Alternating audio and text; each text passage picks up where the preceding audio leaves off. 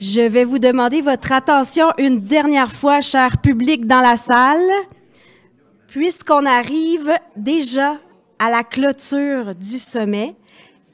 Et il est maintenant le temps de faire un bilan des échanges des 2 derniers jours.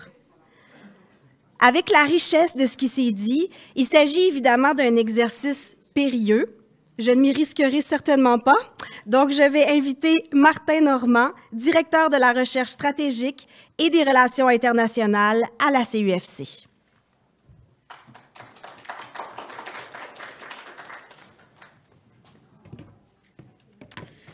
Bon, merci beaucoup. Là, il va falloir que je le montre juste un petit peu, par exemple, parce que là, je bouge puis je parle avec mes mains, puis là, il faut que je m'installe bien. Avant de commencer, je voudrais juste prendre une seconde pour remercier Catherine pour son animation des 2 dernières journées. C'était très apprécié de faire ça pour nous, Catherine, et tu le sais, je t'en serai reconnaissant longtemps. Donc, c'est un exercice périlleux de faire une réaction à chaud de 2 jours aussi dense. Donc, soyez indulgents, mais j'ai essayé de faire quelque chose de cohérent, systémique et durable. D'entrée de jeu, j'aimerais ça rappeler une chose que Liane Roy a dit dans son mot d'ouverture hier, c'est qu'on sort de cette démarche avec un volume d'informations immense, de laquelle il faudra faire émerger une vision. Je vous confirme que c'est le cas, et je n'ai pas la prétention de pouvoir le faire en si peu de temps et avec si peu de recul, mais je voudrais vous proposer quelques éléments qui pourraient nourrir ce qui deviendrait une vision globale. Mais j'aimerais commencer avec un exercice simple, si pas simpliste, mais quand même révélateur. Donc, on va afficher, voilà. Alors, je viens tout juste de créer un nuage de mots avec tout ce qui se retrouvait sur le mur collaboratif public et tous les murs collaboratifs des salles de discussion dans les sous-groupes, pour essayer de voir qu'est-ce qui est ressorti principalement de ces discussions-là, quels sont les thèmes qui ressortent. Et vous ne serez pas très surpris de voir les étudiants, les établissements, les communautés au cœur de ces discussions-là. Ce n'est pas surprenant de retrouver qu'il y a des enjeux pour la francophonie, qu'il y a des enjeux pour la collaboration, qu'il y a des enjeux financiers qui se retrouvent au cœur de ce nuage-là. Bon, mon écran vient de s'éteindre. Je parle trop, puis là, je ne regarde pas ce qui se passe. Donc, je pense que ça donne un bon aperçu des grandes lignes des discussions qui se sont tenues dans les 2 dernières journées, mais je pense que c'est aussi un témoin de ce qui ressort des 11 événements publics qu'on a organisés dans les derniers mois. Je pense que le sommet démontre bien qu'il y avait une cohérence entre nos objectifs des 2 derniers jours et ce qu'on a réussi à produire avec les ateliers. Mais c'est pas ça mon exercice final. Je ferme pas mon ordi et je vous quitte sur ce nuage de mots que je n'ai pas fait. J'ai essayé de faire un autre exercice de synthèse. Et on peut enlever le nuage, merci. J'ai poussé l'exercice plus loin en essayant de proposer 4 dyades qui pourraient donner les contours d'une vision globale pour le postsecondaire en contexte francophone minoritaire. La première dyade, je l'emprunte aussi à Liane Roy dans son mot d'ouverture hier.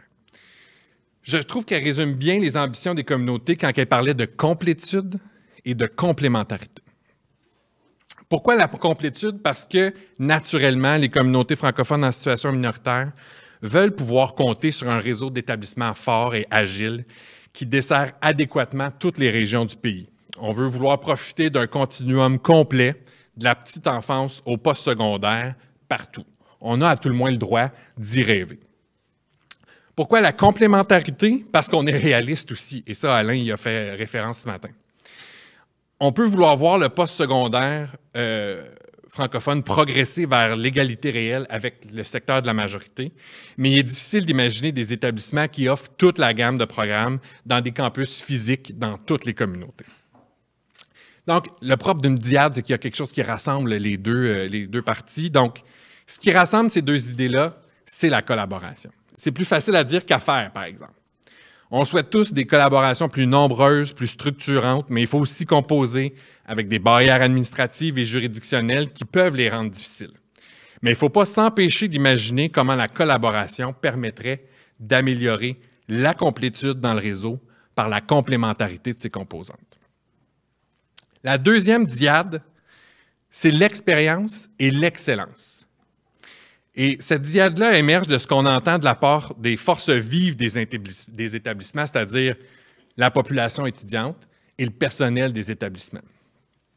Pourquoi l'expérience? Parce que c'est une grande part de ce que recherchent les étudiants quand ils font leur choix d'établissement postsecondaire. Le postsecondaire ne se limite pas aux apprentissages en salle de classe. Il faut y ajouter les rencontres qui peuvent durer une vie, les activités vécues qui forgent le sentiment d'appartenance et le désir de s'engager dans les communautés. Pourquoi l'excellence? Parce que tout établissement, qu'il soit grand ou petit, qu'il soit en milieu minoritaire ou en milieu majoritaire, doit cultiver l'excellence. L'excellence de ses programmes, de ses professeurs, de ses programmes de recherche. Pourquoi? Pour se démarquer et pour convaincre les contreparties et la population étudiante potentielle de la valeur ajoutée et de la contribution de l'établissement à son milieu. Pour moi, ce qui permet de faire le lien entre ces deux idées, l'excellence et l'expérience, c'est la question des espaces. Les établissements sont des lieux de passage, des lieux de rassemblement, des lieux de formation, des lieux de création du savoir. Et des espaces à la hauteur des aspirations de la communauté permettent à l'expérience et à l'excellence de se déployer. La troisième dyade, c'est le dialogue et le dynamisme. Et elle émerge du désir de maintenir et d'accroître la pertinence et la contribution des établissements à leur milieu. Pourquoi le dialogue? Parce qu'on sait que malgré tous les efforts qui y sont consentis, le dialogue entre les différentes parties prenantes du secteur postsecondaire doit s'établir sur des nouvelles bases. Il faut multiplier les interfaces, les occasions de réfléchir et de discuter de l'avenir du postsecondaire et de son rayonnement. Pourquoi le dynamisme? Parce que d'une part, on souhaite tous que les établissements soient suffisamment forts et agiles pour être capables de répondre promptement à des besoins émergents. D'autre part, on souhaite tous que les établissements soient en mesure de continuer à être des acteurs incontournables du dynamisme de leur milieu. Ce qui permet de faire le lien entre les deux idées, cette fois-ci, ce sont les aspirations des communautés francophones en situation minoritaire. Elles espèrent pouvoir participer à réimaginer ce secteur à la mesure de leurs besoins. Elles rêvent de pouvoir disposer d'établissements qui sont des moteurs de leur épanouissement et qui leur font une place dans la prise de décision. Pour connaître ces aspirations et agir sur celles-ci, il est nécessaire de passer par le dialogue pour prendre la mesure du dynamisme des parties prenantes. Et la dernière dyade, c'est la reconnaissance et la responsabilité. C'est fondamental pour donner corps aux trois premières, et ce n'est possible que si on agit sur les deux fronts. Pourquoi la reconnaissance? Parce qu'il faut que le travail qui se fait dans les établissements postsecondaires en contexte francophone minoritaire soit reconnu à sa juste valeur, soit à la même que celui qui se fait dans les établissements de la majorité. Il doit y avoir une reconnaissance que les établissements remplissent des fonctions supplémentaires qui sont en appui au travail des gouvernements fédéral, provinciaux et territoriaux. Pourquoi la responsabilité? Parce qu'elle est partagée. Les États généraux auront permis de rassembler diverses parties prenantes d'horizons, de régions, de générations, d'occupations diverses. Et chacune devra assumer de nouvelles responsabilités en vue de donner sens à une nouvelle vision globale, de porter de nouvelles actions et d'assurer la pérennité du secteur postsecondaire. Ce qui permet de faire le lien entre ces deux idées, c'est l'horizon d'une refondation. Tout le secteur postsecondaire est à se réimaginer en raison de pressions sociales, politiques, financières, sanitaires. Le secteur postsecondaire en contexte minoritaire francophone est aux avant-postes de cette refondation. Les minorités sont condamnées à innover pour survivre. Elles ont déjà commencé à réfléchir à ce que pourra impliquer cette refondation pour les communautés qu'elles desservent. L'engagement soutenu à travers le pays pour notre démarche unique et structurante en est l'expression la plus patente. Donc, la complétude, la complémentarité, la collaboration, l'expérience, l'excellence et les espaces, le dialogue, le dynamisme et les aspirations, la reconnaissance, la responsabilité, la refondation. Voilà ce qui constitue 12 piliers d'une vision globale pour le secteur postsecondaire. Est-ce que ce sont les seuls, les principaux, les meilleurs? Je ne sais pas. Est-ce que c'est plutôt parce que je suis en train de perdre la tête? Vous auriez peut-être pas tort. Mais c'est une lecture préliminaire de ce que je retire de notre sommet et de notre démarche. Qu'est-ce qu'on fait à partir de maintenant? On poursuit le travail. Le sommet n'est pas la fin de cette démarche, ce n'en est qu'une autre étape. Nous nous mettrons rapidement à l'œuvre pour rédiger un rapport final structurant et engageant et qui appelle à une action rapide, cohérente et concertée. Merci.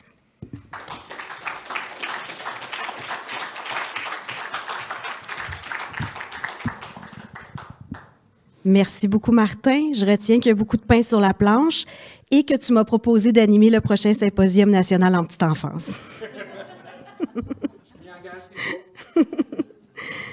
Maintenant, pour conclure cet événement, j'invite d'abord Alain Dupuis, directeur général de la FCFA du Canada, à prononcer quelques mots.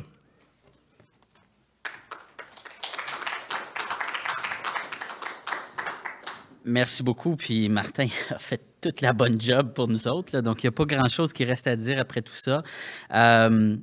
Mais je nous souhaite collectivement un avant et un après.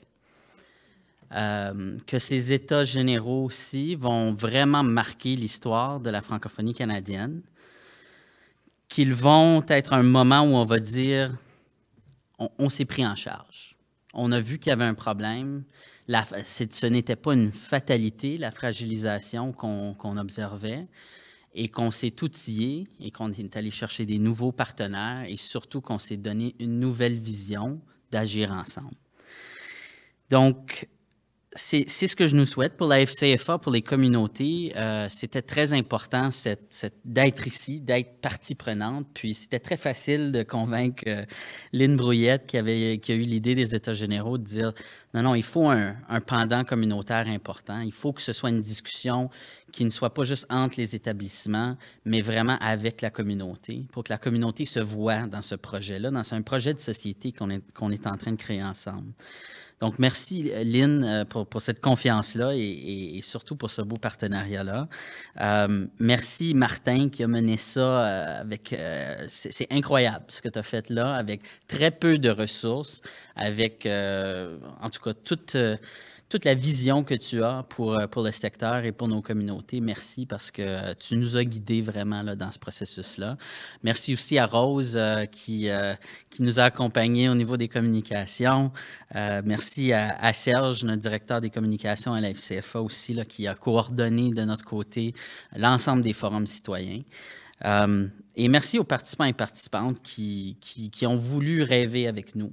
Puis, je trouve ça très impressionnant, ces processus-là, parce qu'on est vraiment allé chercher pas juste les experts qui travaillent dans nos institutions, pas juste nos chercheurs. On est allé chercher tout le monde, les parents, les jeunes.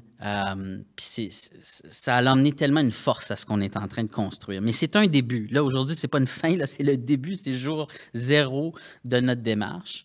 Je pense qu'on a des attentes assez grandes de nos communautés pour réussir la suite, mais c'est pas mauvais d'avoir ces attentes-là et cette pression-là de réussir. J'espère que nos gouvernements seront à l'appui. Très heureux de voir Patrimoine canadien présent tout au long de la démarche et qui, évidemment, qui nous a permis, qui nous a donné les moyens pour rêver ces derniers mois-là ensemble. Donc, merci à Patrimoine et merci aux participants qui sont en ligne et qui nous ont accompagnés tout au long du processus. Donc, je m'engage en mon nom et celui de la FCFA de continuer à être un partenaire de la mise en œuvre de ce grand rêve. Et en tout cas, je nous souhaite bonne chance et bon courage parce que les obstacles vont être probablement nombreux, mais je pense qu'on va être fiers de dire qu'on a contribué à notre manière, chacun et chacune, à ce grand projet-là. Alors, merci tout le monde et bonne fin de sommet. Merci beaucoup, Alain. Et j'invite maintenant Mme Lynn Brouillette, présidente directrice générale de l'ACUFC, à vous livrer le mot de la fin.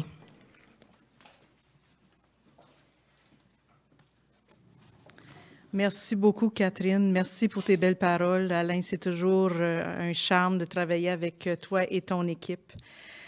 Donc voilà, on est rendu là. J'ai peine à croire, en fait, que nous sommes déjà rendus à clore les États généraux sur le postsecondaire en contexte francophone minoritaire. L'idée pour cette démarche m'est venue en tête il y a, en fait, plus de 2 ans. J'imaginais une consultation qui nous permettrait d'aller au fond des enjeux postsecondaires et de trouver des solutions cohérentes, systémiques, évidemment, et durables pour assurer la pérennité du secteur. Une telle démarche nous apparaissait cruciale et essentielle, alors que plusieurs établissements composaient avec des défis qui ont été amplifiés avec la pandémie.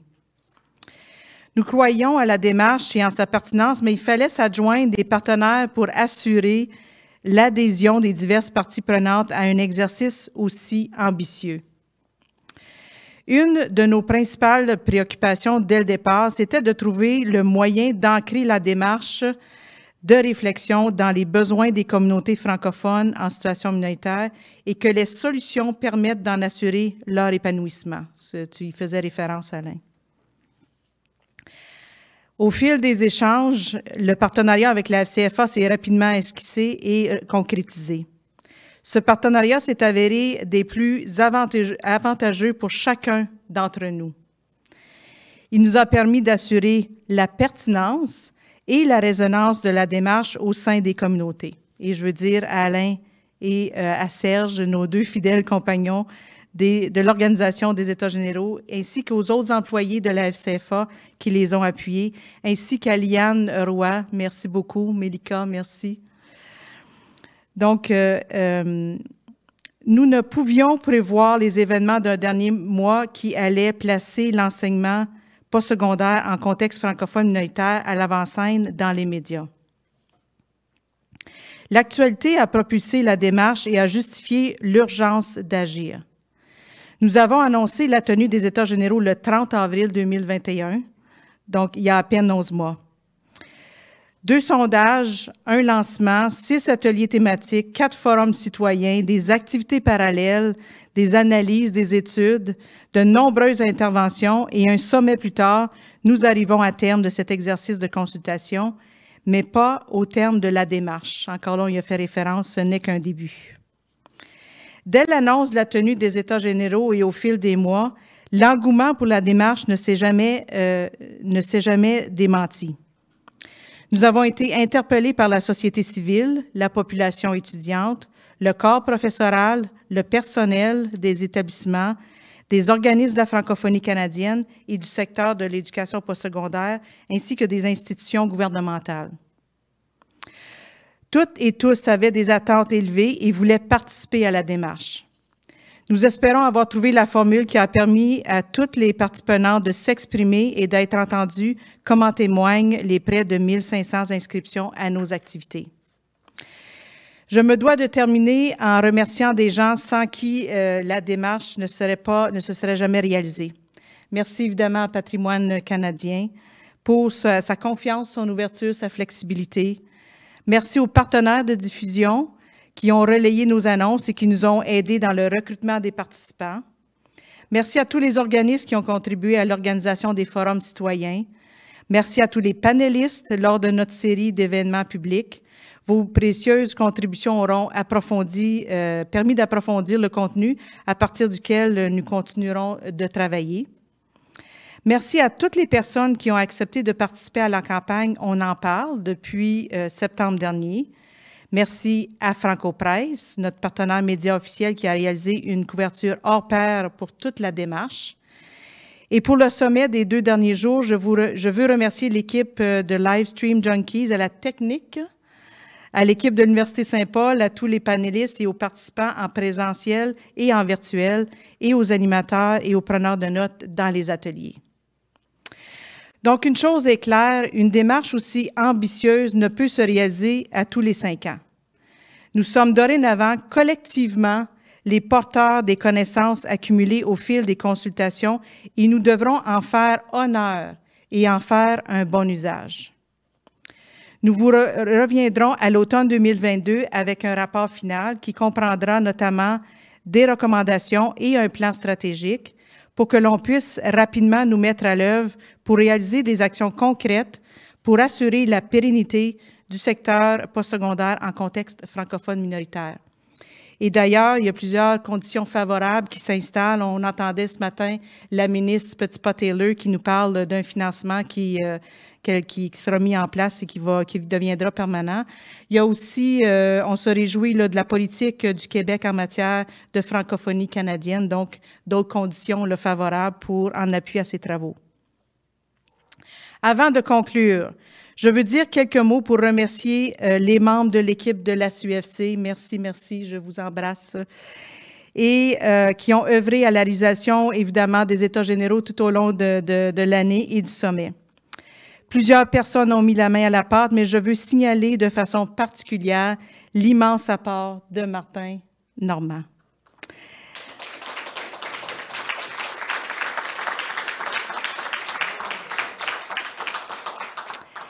Sachez que dès son entrée en poste,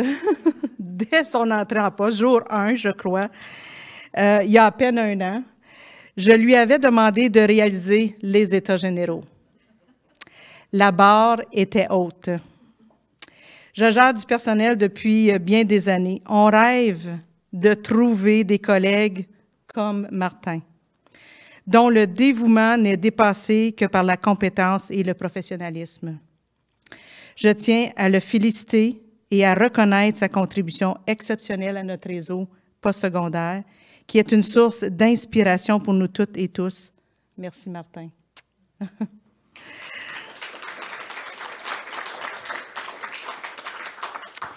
Et finalement, merci pour votre confiance et on se revoit à l'automne prochain pour le dépôt du rapport final.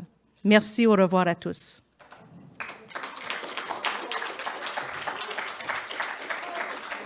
Bravo! Merci beaucoup, Lynn. On va se le dire, c'est le fun, l'icône d'applaudissements là, sur Zoom, mais des vrais applaudissements, il n'y a rien qui bat ça. Donc là, c'est vrai, on est vraiment rendu à la fin du sommet des États généraux sur le postsecondaire en contexte francophone minoritaire. J'ai encore 2 petits messages à vous transmettre. Vous allez recevoir dans quelques instants un formulaire, un sondage pour connaître votre satisfaction par rapport à l'événement.